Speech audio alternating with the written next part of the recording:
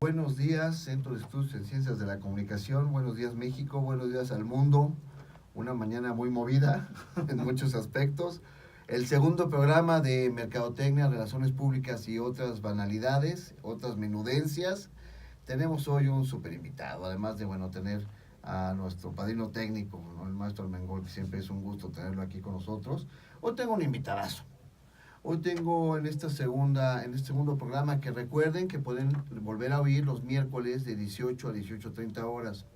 Hoy tengo un invitado, ¿qué les digo? De primera, un super cocinero del conocimiento. Se llama Miguel Romero Griego, es doctor en filosofía. Y nosotros hemos estado peloteando mucho este tema de si la ética es un condimento que tiene que ponerse al platillo o tiene que ir desde el cocimiento de los productos. Es decir, si tiene que ir como una estrategia de mercadotecnia en esta ética de responsabilidad social, en donde cubrimos algunos pecados corporativos, o tiene que ir desde dentro, desde la esencia del ser humano, para poder desarrollar una estrategia de un Pepe Grillo que te va a decir si está bien, no está bien, y cómo tiene que verlo el público objetivo y cómo tenemos que verlo tú como un profesional. Entonces, la verdad es que hoy tener al doctor Miguel Romero Grego me encanta, le agradezco muchísimo que él esté aquí, maestro emérito de nuestra escuela. Híjole, pues un placer, ¿no? Yo diría que es el postre de esta plática, pero pues es la entrada de esto. Doctor, encantado. Muchas gracias. Gracias, primeramente. Agradecer la invitación y la importancia que le da el SEC a este tipo de temas. Para empezar, quisiera diferenciar lo que es la ética y lo que es propiamente la moral. La moral es el comportamiento que puede tener cualquier ser humano en pleno uso de sus facultades mentales, en situaciones donde entra en juego la bondad o la maldad, el daño o el... Tengo una prima de moral distraída, pero es diferente, ¿va? Es otra cosa. Sí, sería otra. Sí, la moral nos da esa... La moral, digamos, cualquier ser humano en plenitud de facultades mentales que se encuentra en situaciones de decidir, y ahí entra en juego la libertad, entre hacer algo que pueda afectar para bien o para mal a otros. Pero esos otros no son nada más seres humanos. También está en juego la naturaleza y uno mismo. Ahora, ya la ética es la reflexión que hacemos sobre ese comportamiento. Me gusta esta metáfora que yo también he usado, porque me parece muy, muy buena, muy ilustrativa, de ese Pepe Grillo que nos cuestiona, que a veces nos incomoda. Los estudios sobre la conciencia del ser humano pues han tenido muchas vertientes. Ahorita está yendo por un lado un tanto científico, entran en juego las neurociencias, pero históricamente se ha hablado de la conciencia como esa situación en que el ser humano puede darse cuenta, puede discernir entre lo bueno y lo malo. Doctor, ¿hay una conciencia corporativa? ¿Se puede manejar ese término? ¿Es correcto? Yo creo que sí, yo creo que sí. Quisiera retomar, porque me parece interesante lo que decías, bueno, ¿es un condimento o es un aderezo? Yo creo que son las dos cosas. Las dos cosas. O sea, tiene que ir desde dentro y por fuera la ética. Sí, sí, porque se trata de un comportamiento en donde tiene que haber la convicción de hacerlo, la libertad de hacerlo y la conciencia sin ese. Conciencia con ese sería un estatus psicológico. Estamos conscientes ahorita, ¿verdad? Una persona enferma o bajo el influjo de alguna droga puede estar inconsciente y entonces no saber en dónde está parado ni siquiera cómo se llama, ¿no? Pero cuando hablamos de conciencia con C, nos referimos a esa situación todavía inexplicable, yo creo que afortunadamente, para no... Claro. Oye, porque si no aplican la de si no me acuerdo lo que pasó, nunca sucedió, ¿no? Entonces esa no se vale, Sí. esa sí tienen que ser conscientes, jóvenes. Sí, sí. Ahora, decía que sí forma parte de los condimentos porque es también parte de la personalidad, es parte de lo que identifica a las personas. ¿Del psique de la persona? Sí, y eso viene, hay estudios de psicología muy interesantes en niños, cómo sienten o comparten el dolor, la angustia, eh, el malestar de ver alguna injusticia. Por ejemplo, que regañen al hermanito, o que le peguen a un niño, o ver a un niño en la calle lastimado. Los niños ya lo sienten, pero ahí estamos en un ¿Qué tan plano moral. conscientes estamos en eso? O sea, ¿qué tan conscientes estamos de la pobreza? ¿Qué tan conscientes estamos de la injusticia?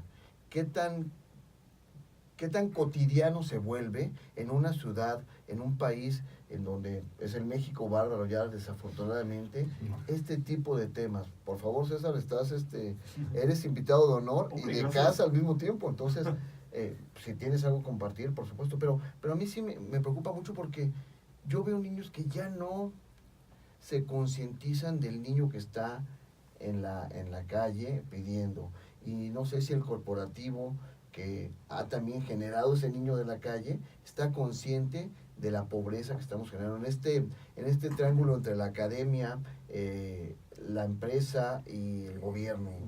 Y la vida cotidiana. Y la vida cotidiana. Desgraciadamente, y ese es uno de los grandes problemas y motivo de preocupación mundial, desgraciadamente se está dando esto que comentas, una pérdida de conciencia.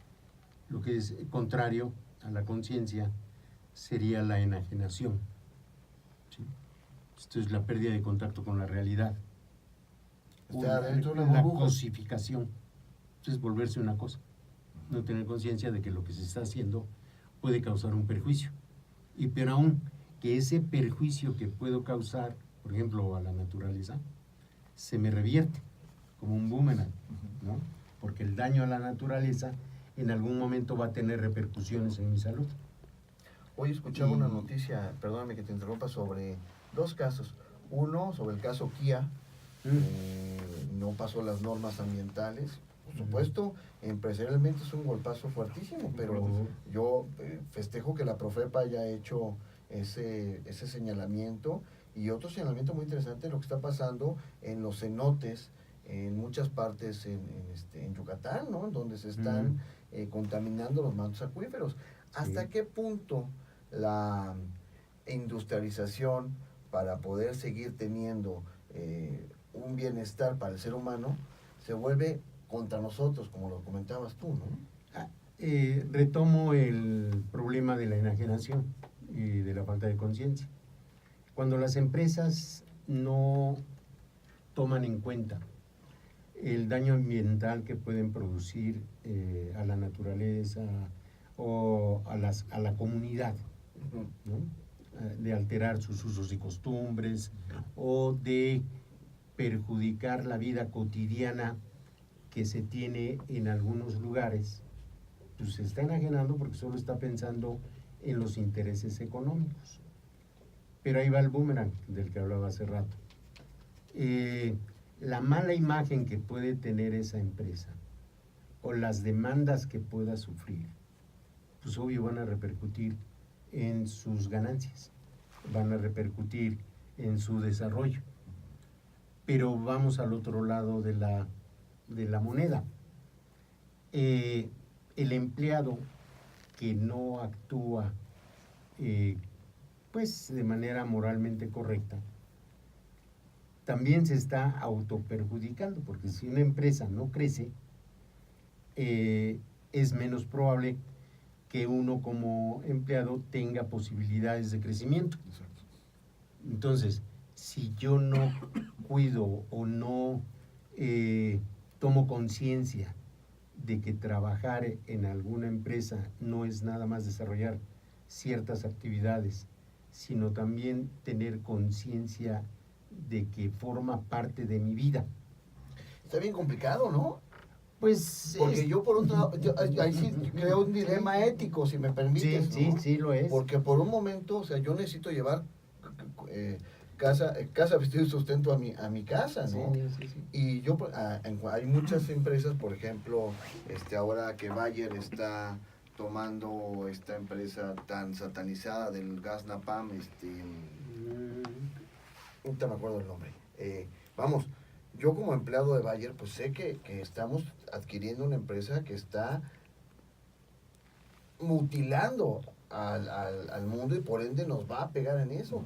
Pero por otro lado estoy recibiendo un sueldo que le está llevando de manera primordial comida y sustento a mi casa. Entonces se vuelve un dilema ético fuertísimo, fuertísimo. Y para eso ayuda la ética, para que esos dilemas, que bueno, como tales, si estamos hablando de dilemas, por definición son problemas que no tienen solamente una solución o cuya solución tiene diversas implicaciones y puede haber más de una solución, ¿no? Pero ahí es donde la ética nos puede ayudar a discernir bajo qué condiciones sí o no se vale o es correcto hacer algo. Yo creo que, por ejemplo, el robo no es correcto. Los guachicoleros. O en el caso de los guachicoleros, o en el caso del robo hormiga en algunas empresas, o los la asaltos en engrapadora, carretera, las grapas, lapicitos. lapicitos, todo va fotocopiar mermando. cosas personales que no tienen que ver con el trabajo, fotocopiarlas en la empresa por ahorrar unos centavos, pero si todos nos ponemos a hacer eso, pues obviamente van a aumentar los costos y en esa medida va a haber menos ganancias y en esa medida también menos posibilidades de desarrollo tanto para la empresa como para el empleado. Entonces la ética tiene que ver también con la parte de la economía, desde la economía del individuo a la economía de la comunidad, desde el punto de vista regional, internacional, Sí. y de ahí para arriba, doctor. Sí, ¿No? O sea, sí, tiene que ver con todo. Yo me atrevería a decir que una vida sin una reflexión ética, pues no es propiamente humana. Y entonces es triste ver cómo a veces un animal, pienso en un perro, puede tener mayor gratitud, mayor lealtad hacia una persona que algunos seres humanos. O sea que nos está llevando a esta parte donde la gente prefiere tener un perrito en un hotel. Los perrijos. Los perrijos, ¿no? Sí. En un hotel super 5 estrellas y darle a comer. Y hay niños en la calle que están comiendo pasto, mocos, pobre gente, Sí. ¿no? O sea, es uno de los paradigmas más fuertes que estamos viendo como sociedad. Y es un problema también a nivel mundial ahorita y preocupación, porque esa inequidad o la injusticia social o la distribución de la riqueza, la solidaridad, parecería que son cursilerías Sí. cuando tienen que ver con algo tan, creo yo, fundamental, como es la sobrevivencia humana. Todo el daño ecológico, todo el daño a nosotros mismos. A nosotros mismos. Pero además algo bien chistoso, ¿no? De 130 millones de mexicanos que casi somos, hay 55 millones en pobreza. Sí. Pero esa pobreza está dividida también por pobreza extrema, pobreza cultural. O sea, también me parece que, oye, si una persona ética no tiene una vida integral que le permita desarrollar la parte económica, la parte social, la parte emocional, está fuera de mercado, está fuera del entorno. A lo mejor yo porque estoy around de los 50 años, ¿no? Pero para ellas que son muy jovencitas, veremos la ética igual. Como reflexión sobre la moral, hay ciertas semejanzas. Yo creo que tanto a los adolescentes como a los adultos o a la gente de la tercera edad, sí nos preocupa el manejo ecológico, o más bien el daño ecológico que estamos causando, ¿no? Yo creo que sí también nos preocupa en esas etapas la injusticia social, ¿no? Oye, pero entonces volteamos un poco la tortilla y nos estamos viendo consumidores éticos. O sea, hoy estamos castigando a la empresa que no es éticamente correcta como consumidor, porque entonces sí nuestros valores sí están funcionando. Estoy platicando con el doctor Miguel Romero Griego, doctor en filosofía, y le pregunto esto porque me tiene como muy apasionado. Y en el primer programa hablábamos de currículums y de la ética y de lo que tenías que poner en tu currículum para que fuera real, ¿no? La verdad. Claro, es fundamental. ¿Qué tan importante es hoy como consumidor que yo tenga la verdad de la empresa que me está vendiendo, de esta empresa que está ahí César echándose su agua carbonatada, ¿no? Yo creo que es fundamental y sí se dan casos, pero todavía creo que no suficientes, de un, entre comillas, castigo a las empresas que no cumplen con la normatividad, pues que uno considera moralmente necesaria y deseable, pero todavía no es suficiente. Yo creo que nos falta todavía mucha conciencia de sancionar moralmente, y esto es dejar de comprar aquellos productos que sabemos que están causando daño. Curiosamente, en algunas comunidades hay mayor conciencia sobre esto. Por ejemplo, todos los movimientos que se han dado en contra de Monsanto. Monsanto era la palabra, era la empresa que hoy tienen un problema gravísimo en la parte de relaciones públicas, porque Bayer, pues sí, es una empresa que ha tenido sus problemas, pero en el cotidiano, en la comunidad, Bayer es una empresa que si es Bayer es bueno. Ajá, Cuando compra Monsanto, tiene que hacer una chamba de relaciones públicas muy fuerte de cambiar la comunicación para entender que hoy Monsanto está entrando en una nueva etapa con Bayer, ¿no? Eso está ahí. Hombre, ¿cómo le dices al que siempre fue malo que de un momento a otro se vuelve bueno? Cuando hablamos ahorita de las campañas de la ética y la política, ¿no? Cuando hablamos hace un minuto de entrada al aire, esta parte de, bueno, pues automáticamente yo, no importa que haya sido corrupto y todo, yo te pongo mi halo de pureza y entras conmigo a purificarte. ¿Qué tanto también los políticos utilizan la ética, ¿no? Es algo que también, bueno, que nos va a dar para muchos programas, doctor. Muchos programas, sí, ¿no? daría. Yo creo que la reflexión sobre la ética debe estar presente en toda la vida y que no se le ha dado el valor que tiene realmente. Y en parte ha sido por dos situaciones. Del lado de quienes empezamos a estudiar la ética en preparatoria, como de quienes luego nos dedicamos a la enseñanza de materias como esta, ¿no? Entonces a veces no somos capaces de dejar claro por qué es importante en la vida humana actuar éticamente y moralmente bien. ¿La ética y la moral se comparten? Sí, pero tienen dos niveles diferentes. Uno, la moral, digamos, es ese que se da en la vida cotidiana, la moralidad, ¿no? Pero es la moral ahí aplicada, ¿no?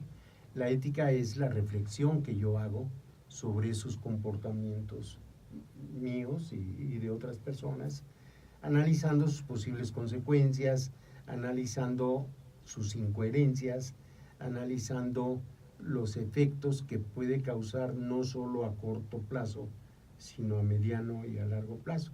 Entonces van de la mano, pero no todas las personas tienen acceso a una educación o a una reflexión ética. A eso iba yo, fíjate. Creo que también ahí también asentó César.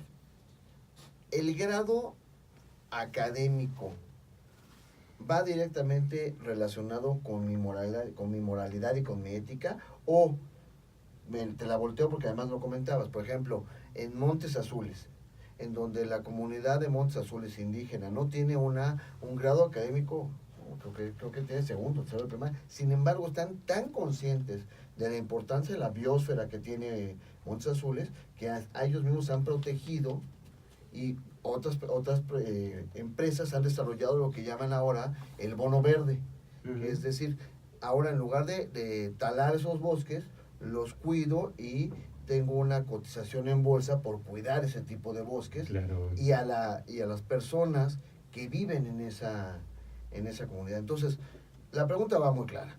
Si yo tengo un grado de doctor soy más moral y más ético que alguien que tiene primero o segundo de primaria, o no va correlacionado? Desgraciadamente no. Y esto es preocupante. Y esto lo hemos visto, y a mí me encanta el juramento y la protesta que se hace aquí en ENSEC al momento de graduarse, en la que hemos compartido algunas veces. Y desafortunadamente no.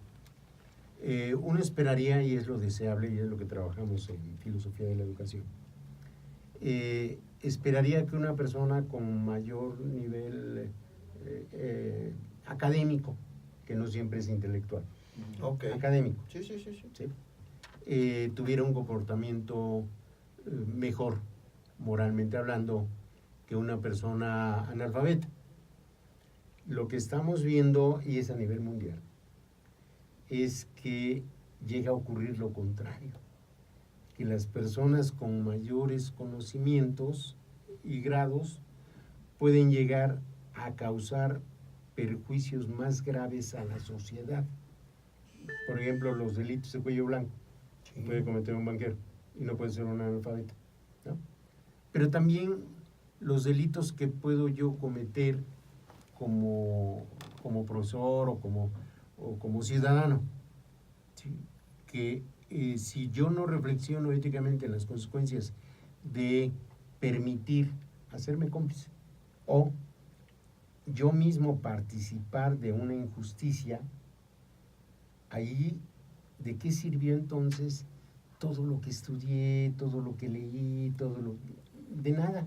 Es más vergonzoso. Es lo que te iba a decir, verse les pegó un poco el Enrique VIII que dice, llegar a la cámara y decir, puedo engañar a todos, menos a mí mismo, ¿no? Sí, sí. Y eso tiene que ver con la conciencia de reflexionar sobre, no solo sobre lo que hacen mal los demás y que me disgusta, es un ver hacia afuera, ¿no? Sino también un ver hacia adentro, ¿sí? Y vuelvo al tema de las empresas para relacionarlo con lo de la mercadotecnia y las relaciones públicas, ¿no? Esto tiene que ver con el análisis que las empresas puedan hacer, no solo hacia afuera, buscando mercados, buscando grupos a los que pueda llegar su producto, servicio, qué sé yo, sino también ver hacia adentro. Y ahí entramos en un ámbito poco explorado y desgraciadamente tergiversado, que se ha mercantilizado, y es la elaboración de códigos de ética. Los códigos de ética empresariales no son precisamente los reglamentos de trabajo o los contratos colectivos, no, son compromisos morales que adquiere una comunidad, desde el dueño, la más alta autoridad, hasta el empleado administrativamente de menor grado. Subrayo administrativamente, sí, porque en una comunidad laboral no podemos hablar de jerarquías de actividades. Tan importante es la actividad del director general, por supuesto es importante, lleva el timón. Claro. Pero también es importante la persona de staff, no quiero dar nombres porque se me van a olvidar algunos, yo veo muchos a mi alrededor. Bueno, aquí en el SEC, de limpieza, aquí en el SEC tenemos ese código, la verdad es que me gusta. Yo siempre le comenté a Jesús Cuevas que cuando yo trabajé en otras organizaciones, les cobraban a las secretarias y a la gente de staff sus propios uniformes, ¿no? Y les salían como si no hubieran comprado, saludos a la gente de Fashion and Marketing, si los hubieran comprado con Hermenegildo, ¿no? Y hoy no, esta comunidad trata también de que el miembro de staff de más baja jerarquía administrativa es tan importante como el mismo dueño de la organización. Hoy que estábamos antes de entrar al aire en esta hermosa cabina, veíamos el trabajo de Don Abel en los jardines, ¿no? Estamos admirando eso. Entonces, vamos a empezar a cerrar, ¿te parece bien? Platícame, por favor, doctor. ¿Le ponemos a la ensalada desde afuera o desde dentro a la ética? Yo creo que son complementarios. O sea, es una cuestión subjetiva. Solo yo sé si lo que estoy diciendo es verdad y si es lo que realmente pienso. Entonces, puedo estar mintiendo y hablar de los valores morales y en mi persona ser un pelafustán. Un canalla, ¿no? Sí, cana, ya dije, ok, que quede claro para que Sí, Voy con los sí, políticos. no algo los peor, problemas ¿no? políticos. Eso solo yo sé, es subjetivo. Pero también es objetivo, es algo que se tiene que plasmar en mis actos. Es algo que le da un toque a mi personalidad y que pueden percibir otras personas cuando ven que me preocupo por los demás o porque no causo daños a otros animales o a las plantas o qué sé yo, ¿no? O Saludos a todos mis respeto a otros seres, ¿no? Como pueden ser las flores, qué sé yo, la naturaleza y yo mismo, ¿no? Entonces, es interno, cierto, es parte de los condimentos, pero también es externo y es un aderezo.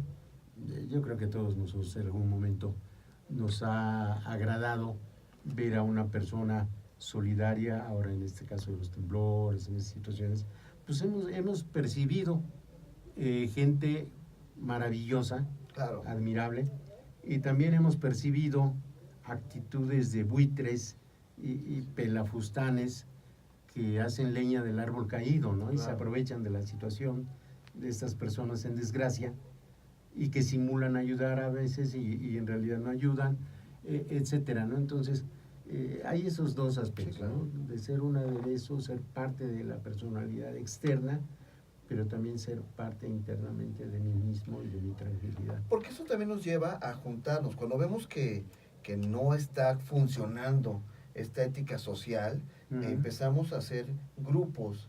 Sí. Viene a ser este llamado tercer sector o sector asistencialista, en donde Sí. yo tengo una asociación, tengo una institución de asistencia privada y trato de limar lo más que pueda ese tipo de cuestiones no tan justas, si me permites la palabra.